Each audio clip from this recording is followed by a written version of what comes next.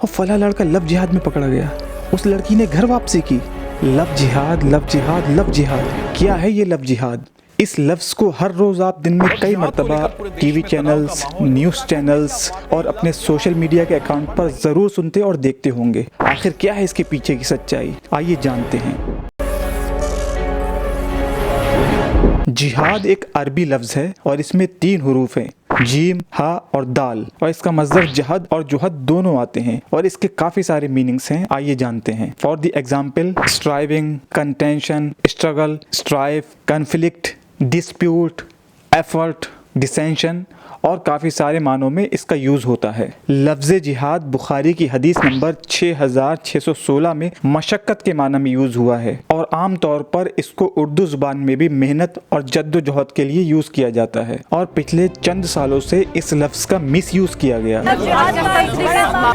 خاص کر ہماری میڈیا میں اس لفظ کو بار بار اچھالا گیا کیونکہ یہ لفظ قرآن میں موجود ہے۔ اگر آپ لفظ جہاد کی ڈیفینیشن پڑھیں گے تو آپ کو معلوم ہوگا کہ یہ ایک مقدس اسلامک ٹرمینالوجی ہے جس کی خاص مقام پر، خاص موقع پر، خاص لوگوں کو کرنے کی اجازت ہے، اور اگر لغت کے اعتبار سے دیکھا جائے تو اس کا معنی آتا ہے قتال دفاع عن الدین والوطن، یعنی برائی یا ظلم کے خلاف دفاع کرنا، کبھی وطن کے لیے اور کبھی دین کے لیے۔ اسی لیے نبی پاک صلی اللہ علیہ وسلم اپنے صحابہ سے ترمذی کی 1621 نمبر کی حدیث میں فرماتے ہیں، المجاہد من جاہد نفسہ، کہ جہادی وہ شخص ہے جو اپنے آپ سے جہاد کرے، یعنی آپ اپنے اندر کے شیطان کو ختم کریں، یہ سب سے بڑا جہاد ہوگا۔ مگر کچھ شرپسند تنظیمیں ہندوستان میں نفرت پھیلانے کا کام کر رہی ہیں۔ ان کے نزدیک مسلمان کی طرف سے کوئی بھی ہونے والا کام جہاد ہے، چاہے لیگل ہو یا ایلیگل۔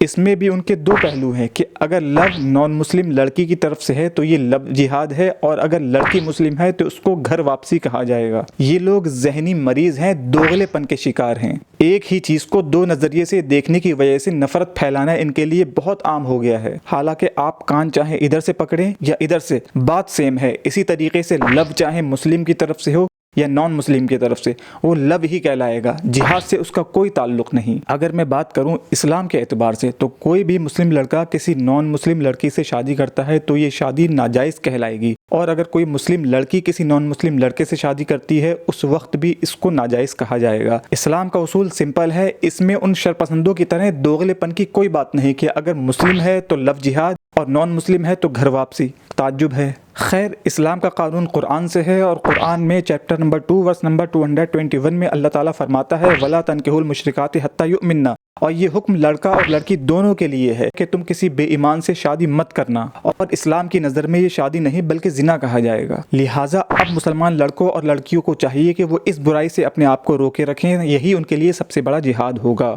حال ہی میں ہوئے پرولا کا واقعہ یہ صرف ایک ولیج یا ایک سٹی کا نہیں بلکہ پورے ملک اور بیرون ملک کے لیے بھی یہ ایک سوشل اور دھارمک ایشو بن گیا۔ حالانکہ جب حقیقت سامنے آئی تو اس کے بالکل الٹ تھی، کیونکہ پرولا میں جو لڑکا اور لڑکی پکڑے گئے ہیں دونوں نان مسلم تھے، مگر دنگائیوں کو تو بہانا چاہیے تھا، انہوں نے اسے ہندو مسلم روپ دے کر، لو جہاد کا ٹیگ لگا کر تمام مسلمانوں کو وہاں سے نکالنے کی دھمکی تک دے ڈالی، اور بیچارے مسلمان اپنے گھر اور کاروبار چھوڑنے پر مجبور ہو گئے، اور یہ سب وہاں کی حکومت کے ناک کے نیچے ہو رہا ہے۔ اب آپ خود سوچیں اور فیصلہ کریں۔ ایک ہندو لڑکا، ایک مسلم لڑکا ایک لڑکی کو جو ہے اغوا کر کے جو ہے یہاں سے بھگانے کی کوشش کر رہے تھے۔